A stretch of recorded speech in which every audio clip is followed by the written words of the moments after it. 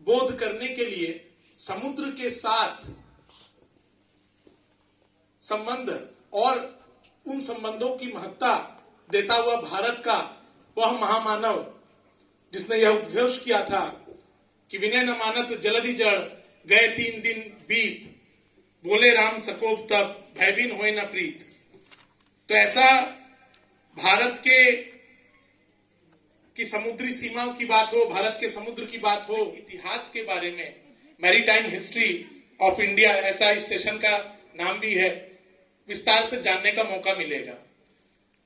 मैं आदरणीय शिंदे सर से, आदरणीय चतुर्वेदी सर से, आद्या सक्सेना मैम से, प्रोफेसर वेणु मैम से निवेदन करता हूं कि आप सभी मंच पर आए और अपना स्थान ग्रहण करें।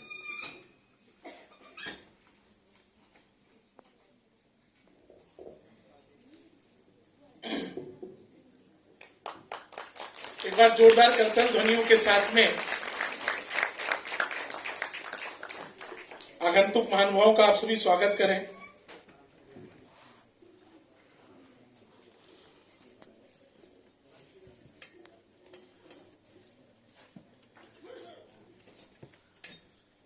समाज विज्ञान, इतिहास और संस्कृति का अध्ययन अध्यापन करने वालों के बीच में मंचस्थ महानुभावों का परिचय तो सर्वविदित है ही, लेकिन युवाओं तक भारत का बोध हो और भारत का बोध कराने के लिए युवा पीढ़ी को तैयार करना है, ऐसा बीड़ा उठाया है।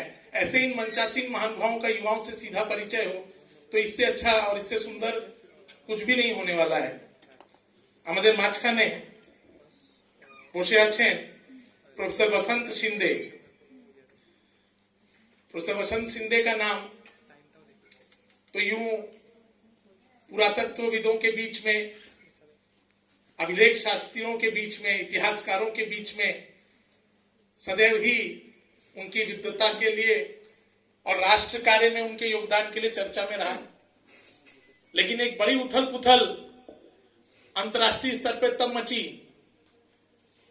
जब आर्यों के विदेशी आगमन के चले आ रहे नैरेटिव को एक जोरदार धक्का आपने दिया और आपने अपने शोध के माध्यम से यह तय किया और दुनिया को यह बताया, पूरे देश को यह समझाया कि आखिर आर्यों का भारत के साथ में क्या संबंध है। और इसके लिए मूलतः महाराष्ट्र के रहने वाले प्रोफेसर वसंत शिंदे ने चुना कुरुक्षेत्र की भूमि को, हरियाणा राज्य को कुरुक्षेत्र के पास में ही स्थित राखीगढ़ी नामक स्थान को। ऐसे प्रोफेसर वसंत शिंदे विभिन्न अकादमिक दायित्वों को संभालते हुए आप डेक्कन कॉलेज पुणे के प्रोफेसर के रूप में और साथ ही कुलपति के रूप में अपनी सेवाएं दे चुके हैं। हम लोग के बीच में हम लोग के मार्गदर्शक प्रोफेसर रजनीश मिश्रा जी बैठे हुए हैं। मैं उनसे निवेदन करूंगा कि शिंदे सर के स्वागत के लिए पारंपरिक अंगवस्त्र पहनाकर उनका अभिनंदन करें। तब तक आप लोग शिंदे सर का करतल ध्वनियों के साथ स्वागत कीजिए।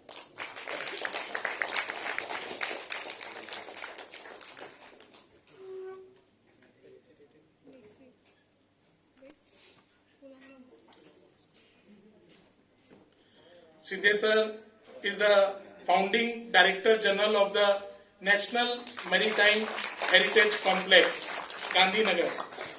Currently, he is an adjunct professor at the National Institute of Advanced Studies, Bangalore, and the Director of the Rakhigadi Research Project. With a PhD in Proto-Historic Archaeology from Deccan College, his pioneering research on early settlements and Harappan DNA analysis has gained global recognition. मैं निवेदन करूंगा sir बैठे।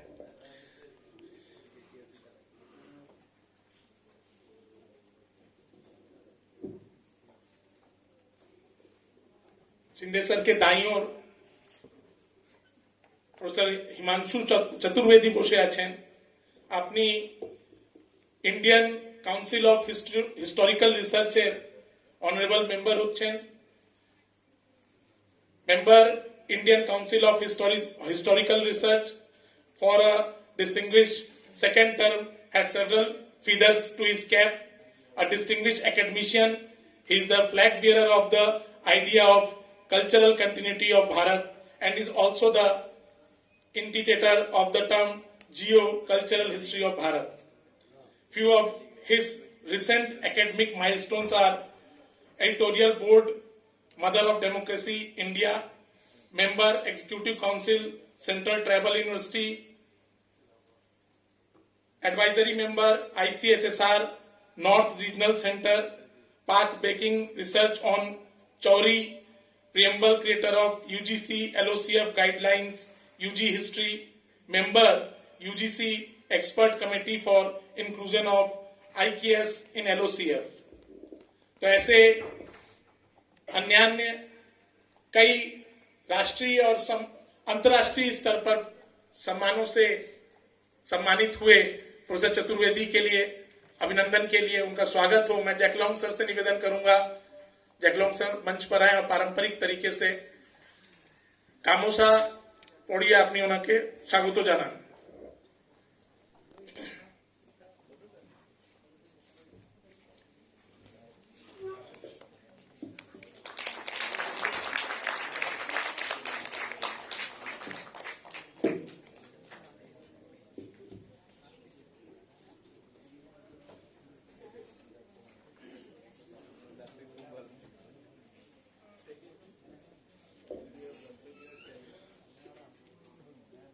চতুর্বেদী স্যারের পাশে বসে আছেন professor আদ্যা ভারতী सक्सेना। আপনি centre for urban studies Maharaja Sayajirao university Baroda honourable director হচ্ছেন। साथ ही Haribhakti centre for historical research and studies जिसकी स्थापना आपने बड़ौदा यूनिवर्सिटी में की और जिसके लिए विशेष रूप से पूरे देश में आपको विद्वत वर्ग ने सराहा। Department of history, faculty of arts में प्रोफेसर के पद पर कार्यरत डॉक्टर सक्सेना ने कई राष्ट्रीय और अंतर्राष्ट्रीय स्तर के पत्र पत्रिकाओं में अपने पेपर्स को प्रकाशित किया है। कई राष्ट्रीय और अंतर्राष्ट्रीय स्तर पर सम्मानों से आपको सम्मानित किया गया है। एक बहुत बड़ा आपका परिचय है और सबसे बड़ी बात जो मैंने आप लोगों को बताया कि हरिभक्ति सेंटर जिसके बारे में अभी मैम हम लोग को बताएंगी भी, तो ऐसे प्रोफेसर सक्सेना के स्वागत के लिए मैं कि उनका पारंपरिक तरीके से स्वागत हो प्रोफेसर वेणु मैम से निवेदन करता हूं।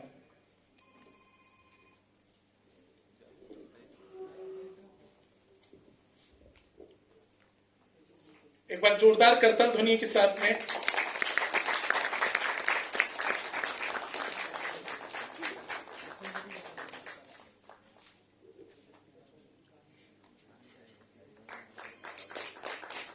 महान वक्ताओं को सुनने के साथ साथ प्रोफेसर वेणु मैम को भी हम लोग को सुनने का मौका मिलेगा। पिछले 4 दिनों से जिनका मातृवत स्नेह और सदैव मिलने वाला मार्गदर्शन इस पूरी की पूरी आयोजन समिति को लगातार उत्साह वर्धन कर रहा है। ऐसे प्रोफेसर वेणु मैम, आप सिक्किम विश्वविद्यालय में कार्यरत हैं। आपके शोध क्षेत्र की अगर बात की जाए, आपके अध्ययन क्षेत्र की अगर बात की जाए, तो हिमालयन स्टडीज से लेके एनवायरमेंटल स्टडीज से लेके भारत के सैन्य इतिहास से संबंधित शोध हो या फिर भारत के सांस्कृतिक इतिहास से संबंधित शोध हो, सब जगह आप अपना एक विशेष दखल रखती हैं। ऐसे वेणु मैम, आप वर्तमान में ICHR मेजर रिसर्च प्रोजेक्ट्स की टीम की कोर टीम की आप मेंबर हैं। साथ ही आप commander in chief commendation scroll and badge से सम्मानित हैं। हम लोग के बीच में आयोजन समिति के इस त्रिदिवसीय आयोजन समिति के संयोजक श्रीमान धीरज जी उपस्थित हैं। मैं उनसे एक बार निवेदन करूंगा कि मंच पर आए और वेणु मैम का स्वागत करें पारंपरिक अंगवस्त्र के साथ, और इस बार तो जोरदार ताली बजनी ही चाहिए। इतना सुंदर, इतना भव्य कार्यक्रम 3 दिन तक लगातार चलने वाला, और उसके लिए इतना आपने समय दिया, तो हम सभी विशेष रूप से तालियों से आपका अभिनंदन करते हैं।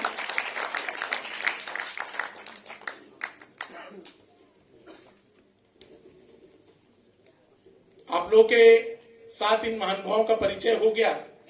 এখন আর বেশি সময় না নিয়ে আমি সবচেয়ে আগে প্রফেসর বসন্ত শিন্দে স্যারকে রিকোয়েস্ট করব कि আপনি এখানে এসে ইউথকে আমাদেরকে সবাইকে আমাদেরকে গাইড করুন, আর ম্যারিটাইম হিস্ট্রি অফ ইন্ডিয়া এই বিষয়টাকে নিয়ে এই সত্রটাকে পূর্ণ করার দিকে নিজের সহযোগ করুন। Professor Basanta Shinde.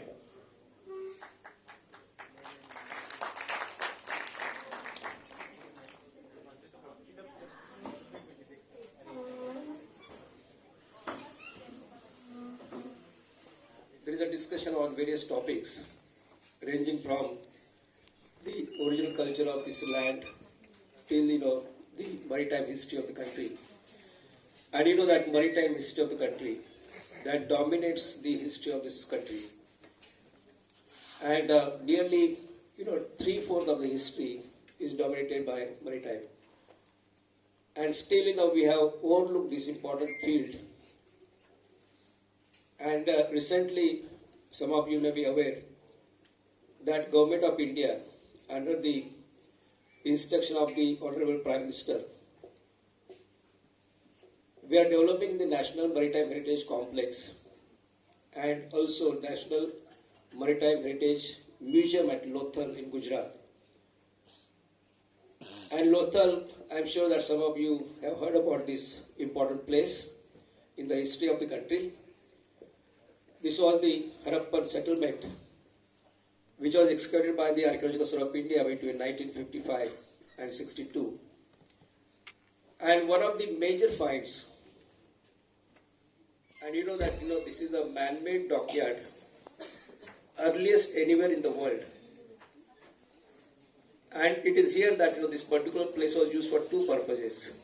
One is to carry out trade with the West, particularly with Iran, Oman, Mesopotamia, that is Iraq, and Egypt. And you'll be happy to know that so far we're thinking that the Romans have taught us how to build ships and boats. But actually, we have the earliest evidence at this particular site. And probably this knowledge has gone from India to other parts of the world. So this is a very, very important discovery that, at this particular site. Now, I'm sure that all of you know about the Harappan civilization.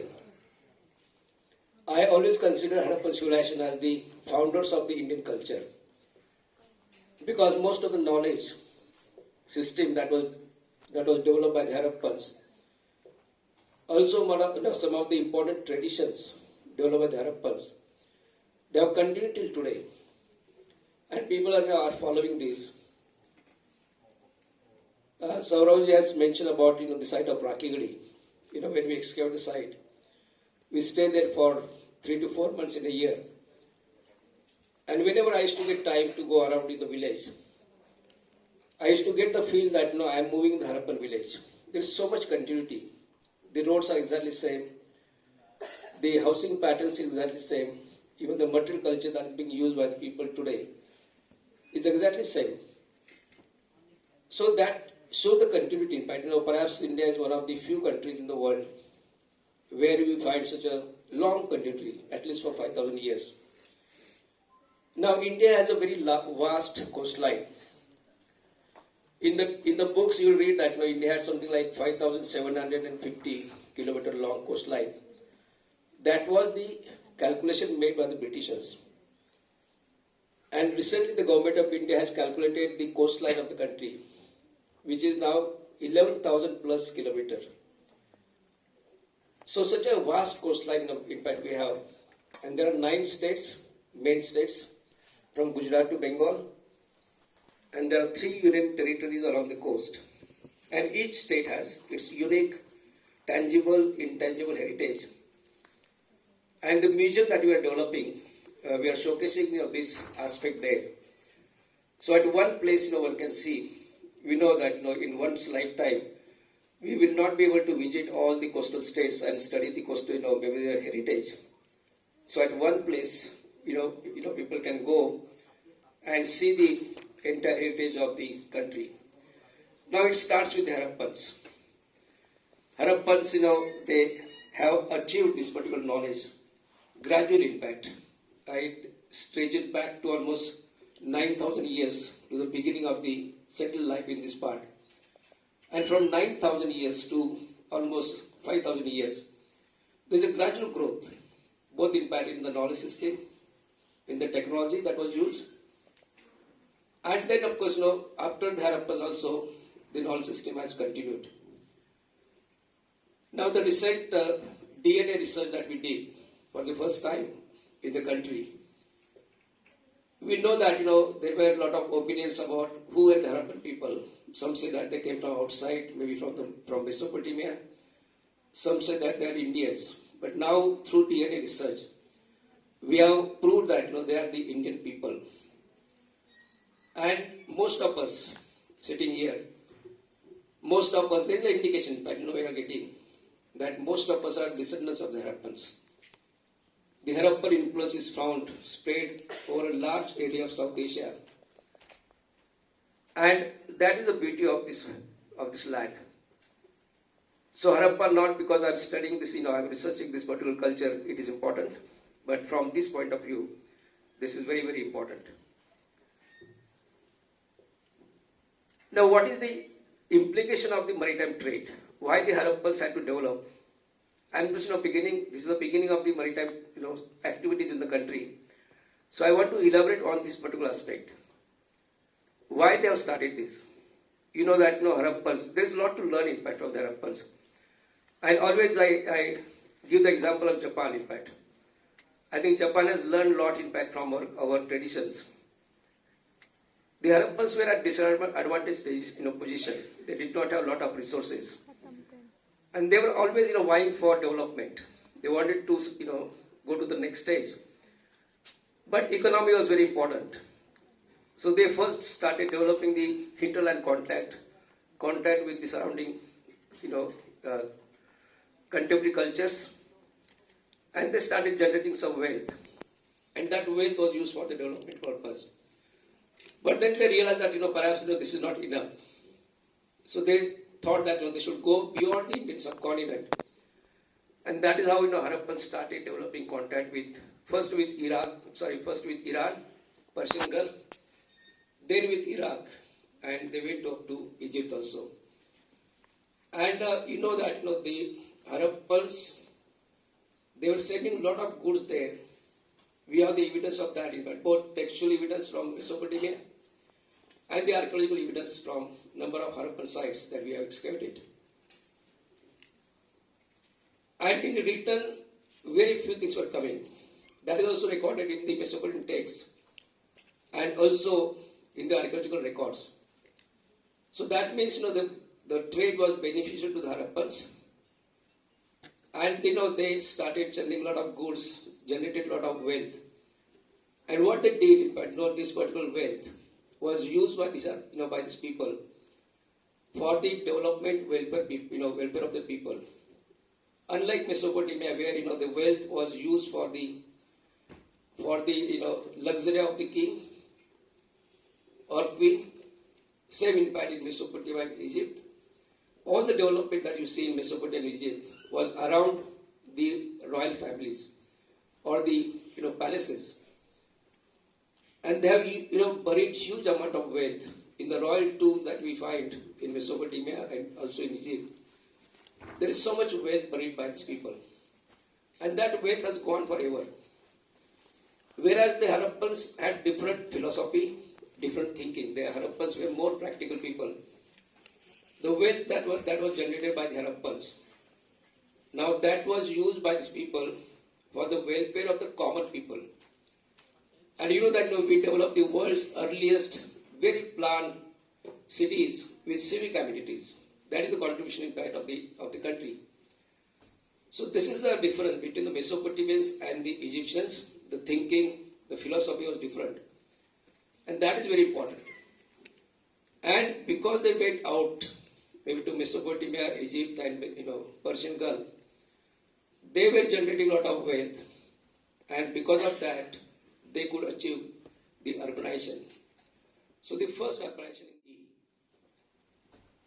And if you see the history, this particular maritime activities continued, maritime trade continues in the subsequent period also.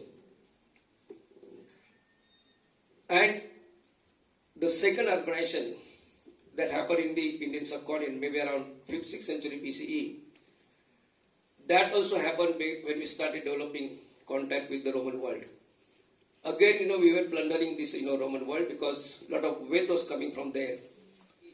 In fact, there are records, all the gold is in fact to India. And one day, will be without gold in fact in the country. So much in fact, that, we have taken the advantage. And at no stage, whatever evidence we have, at no stage we were in loggerheads with the contemporary population. Rather, we developed, the Harappans developed. When I say we, that means right from the Harappan times. So we developed very coordinated relation with the contemporary population because most of the natural resources, they were controlled by these people. And they acquired this raw material from them. And, they had the technology with them. They processed the good, with this raw material and started supplying the goods, finished goods to the same people from whom they acquired the raw material. Exactly this is what Japan did in fact. In fact, I visited Hiroshima and Nagasaki and I really realized that, Japan could never have risen again. The whole world that, said that Japan has finished. But, Japan became a world economic power within 15 years. And they showcase the achievement, economic achievement that they did, over such a short period during the Tokyo Olympics in 1964. And Japan adopted the same strategy as the Harappans. Japan had the technology with them. They did not have natural resources. They started acquiring natural resources from India, China. These were the developing countries. And they started manufacturing goods on a large scale. And the finished goods were supplied to the same countries from whom they acquired the raw material. Can I have the next one, please? Okay, now, you can see here, in fact, the evidence that we have. We have used that, to recreate the Harappan, both, in fact, the land routes, that was going, from the northwest India to Afghanistan, from there to Iran, and further to Iraq or Mesopotamia. And also the Harappans developed the maritime routes. I think the first people in the world to do that. And, there is an indication, also a lot of scholars believe, archaeologists, that Lothal was directly connected to Oman. There is a site called Ras Al Ain in Oman, where I also carried out some excavation. And that site was the hub of the trade. So Harappans used to send the goods there. And the people from Mesopotamia, Egypt, they used to come there and they used to pick up the Harappan goods from there. So that was the hub. So this is how the Harappans, started, flourishing. And they used these, in fact, next one please. Yeah, next. Now you can see, in fact, these are the regions. Melua is referred by the Mesopotamia as the Harappan region, in fact. That was the ancient name of the Harappan region.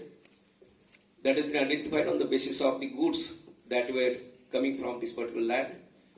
Then Bilmun and Magan, Bahrain and Oman, these regions have played a very important role. So Harappans had contact with all of this. Next please. And then of course you can see the evidence that we have excavated at the site of Lothal. The dockyard, you can see the structure in fact filled with water. This was the photograph taken during the rainy season last year. And this particular structure was used for two purposes. Lothal was very close to the sea. It was not directly on the sea coast. It is considered to be a river and port. The sea level was high at that time, around maybe between 2000 or between 3000 BCE to 2000 BCE. The sea level was higher, and the water was coming very close to Lothal. And there is a river, Bhogau River. It was connected to that. So the ship used to come in fact to Lothal when there is high tidal period, and they used to go back when the sea started receding. So this is how this particular port worked. And this structure that you see here, can I have the next slide? Yeah, this is the photograph when this particular structure was excavated. It is 240 meter long, 37 meter wide, and it is 4 meter deep.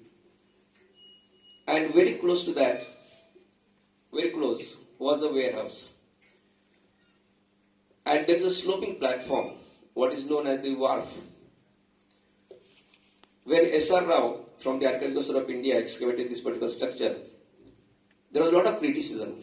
The Europeans, particularly the Americans, they were not ready to accept that this is a port. So what he did, in fact, he invited the Indian Navy experts. And without letting them know what he thinks about this particular structure, he just wanted to know what is their opinion. And after seeing this particular structure, the Indian Navy people said that the only function of this could be a dockyard. So the dockyard was used for two purposes. I said that one for the trade purpose. Ships used to come inside with the goods, and goods would slide up and down over the wharf and taken to the warehouse. And secondly, this particular structure also was used for building and repairing ships, boats also. So this is very important and very early evidence as far as the boat building activity is concerned. And so therefore in fact this is considered to be the dry dockyard. There is an inlet through this particular structure when this structure was excavated, and there is a locking device also.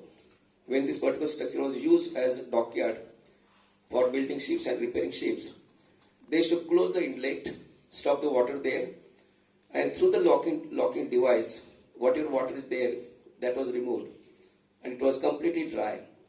And that is how it was used for the as a dockyard also. Next one, please. So you can see the warehouse. These are the number of squarish rectangular platforms on which the goods were placed. Next one, please. This is the reconstruction done by the archaeologists based on the research and the evidence from the site. Next. These are the seals. In fact, 1955, when they started the excavation, he found these particular seals, and these are not Indian seals, but these are the Persian Gulf seals coming from Persian region. And there, for the first time, S.R. Rao could get the hint that these people had contact with Persian Gulf. And then, of course, subsequent excavations have yielded a lot of evidence. Next one, please. These type of pots are found. These are the pots which we call as the black slip jar. The Roman emperors are not much different. Only the Roman emperors have handles. Perhaps, it was derived from this particular shape, Egypt. And so perhaps this precious liquid was transported through through these pots to these countries. The Harappans used to produce a lot of mustard, sesame, and various kinds of legumes. In fact, they produce. So these things were perhaps were exported to these countries. So this is also important object which connects to the maritime trade. Next one, please. These are the goods that are found. A lot of manufacturing activities are found. Some of the gold beads. So this suggests now, because this was the most prosperous phase of the Harappan civilization. So this suggests the prosperity in fact during the Harappan times. So all these technologies, making stone beads, making the metal, metallurgy, the terracotta art was perfected by the Harappans, and we get that evidence. And these things were sent in fact to the west. Next one, please. These are some of the ceilings found at Lothar. The goods, maybe they were sent through maybe pots. So the pots were covered with clay, and then they put a stamp on that. And these are some of the ceilings, in fact, from that. Next, please. Next. Yeah, you can see we have a lot of Harappan goods in Mesopotamia, in Iraq, in Iran, and also in Egypt. So that has been documented. So we don't find so many goods, in fact, from that region. We hardly know. We have to really look for the evidence that was coming from that part. What goods were coming from that part? We don't know really much. So that indicates that perhaps the trade was beneficial to the Harappans. Next, please. Next. Okay, now these are the types of ships, boats built by the Harappans. We have these pictures of these symbol of this on the Harappan seals. One is the wooden plank boat, which you can see on the left hand upper corner. And today, when I visited Mohenjo-daro, I could see that exactly same type of boats are being made in Pakistan even today and plied in the Indus River. So that tradition also is continued. So this is one kind of wooden plank boat that was constructed by the Harappans. And the lower one, below that, is the boat made of thick grass. It is called reed boat. And they had perfected this technology also. And what is important that both thus you can see a deck inside, a cabin inside, and there are birds also inside. So that means these ships were capable of going deep in the sea. And when you are traveling deep, in fact, maybe a couple of nights, you need this type of deck and the cabin. And the birds are intensely kept because they did not have such a sophisticated navigation technology that time. So the birds can locate, till maybe 50 years ago, this was done in fact in Gujarat, in the Mandvi region. So the birds can locate the land nearby. So that is they give the hint that we are close to the land. So both the ships were used for that purpose. Next, please. Then after the Harappans, the trade activities, this calmed down. In fact, there was a decline in the trade activities because the urbanization collapsed. And between the Harappans and the early strike period, maybe 6th century BCE, before the second urbanization, we do find that there are a lot of early farming communities which came up in fact in the different parts of the country. And there are a lot of settlements which are found along the coast also. And they started exploiting the waterways. Even in Assam also, we have some Neolithic communities here, dated to around 2000, 2500 BCE. So they have used extensively, in fact, the waterways, the Brahmaputra waterways, for the trade purpose. Similarly, a lot of communities living along the coast, they also have carried out. They have not really carried out the international trade, but the maritime activities have not stopped till the 2nd century or 6th century BCE. So we have the different communities, in fact, what we call as the megalithic builders in South India, and the painted grave culture, in fact, in North India. These are the early Iron Age cultures in the Indian subcontinent. So they have continued this activity. Next. And then, of course, we have the contact with the Greek. The Alexander, in fact, came the first in this Indian subcontinent and started the contact with the West. And he was followed by the Greeks, by the Romans. And then, the Romans, I just say that, that they came here in search of spices. They had a weakness for spices. And the Indians had weakness for the Roman wine. They've used this these amphoras to transport wine. Particularly that, this kingdom flourished on the western coast, southern coast, and also the eastern coast.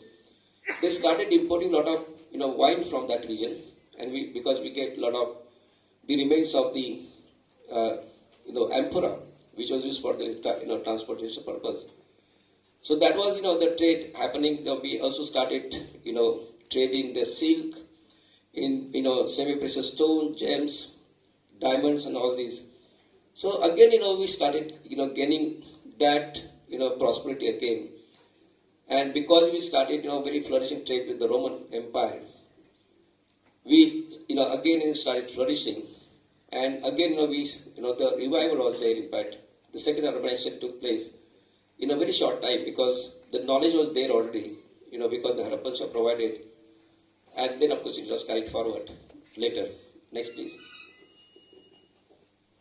Then, maybe from 3rd, 2nd century BCE onward, we have contact with Southeast Asia, and there are a number of countries, in fact, in Southeast Asia. Recently, in a conclave that happened in Delhi, somebody, in fact, presented a paper suggesting that India had contact with 32 countries, and Ramayana, particularly our heritage, has spread in 32 countries. They are adopted. So when we started developing contacts, of course, a lot of infrastructure was developed, a lot of ports were developed on the coast, both in fact on the western coast as well as on the eastern coast, also on the southern coast. And this facilitated the trade with the far off places. And again, I just say that, lot of, as a result of this flourishing trade, a lot of goods were coming, and that was used again for the development of the second urbanization. So the first two urbanization that happened in the Indian subcontinent, that was mainly because of the maritime trade activities that we started on a very large scale. And we had realized, in fact, the Indians had realized the importance of the maritime trade, and they were very serious about this particular source that we have, the maritime source, particularly in the later period. So that is from 3rd century BC onward. A lot of cultural elements started moving out. When I say moving, across, not only one way, of course, a lot of things were going to Southeast Asia, some things were coming from that also. So that, cultural, cross connection was happening. And along with, the religion has traveled, Buddhism, Jainism has traveled, along the coast, along the trade routes. The Uttarapad, Dakshinapad, these two important trade routes were developed. And a lot of, movement was happening over this. So a lot of things were moving, in fact, along with the people. The language was moving, the cultural, elements were moving, art or architecture, numismatic, all the aspects, in fact. We talk about, any aspect, and we see that, that was moving. So this is one of the important, maybe aspects of the maritime trade, that it was not only the trade, but along with the trade, a lot of cultural activities were also maybe moving, in fact, from place to place across. So that is the beauty, in fact, of the maritime trade. Next one. Then, of course, in southern India also, the Cholas, Pandyas, later period, a lot of, the dynasties that flourished on the eastern and western coast, they continued with the activities. The importance of the Cholas, in fact. They started moving out on a large scale. And with them, a lot of, elements have traveled. I think this was the period when, we see a lot of, maybe give and take was happening. And that is exactly, documented and reflected in the archaeological data. Next one, please. Then that you very often you read about Chhatrapati Shivaji Maharaj, the Maratha warrior, and the infrastructure that he developed. Particularly, he is considered to be the father of Indian Navy. He showed the seed of the naval power, in fact, and used particularly initially for the defense purpose. And most of the Navy people, Navy experts believe that we have inherited the legacy from the Marathas, even from the Cholas, till the beginning of the Indian Navy. The Indian Navy Coast Guard.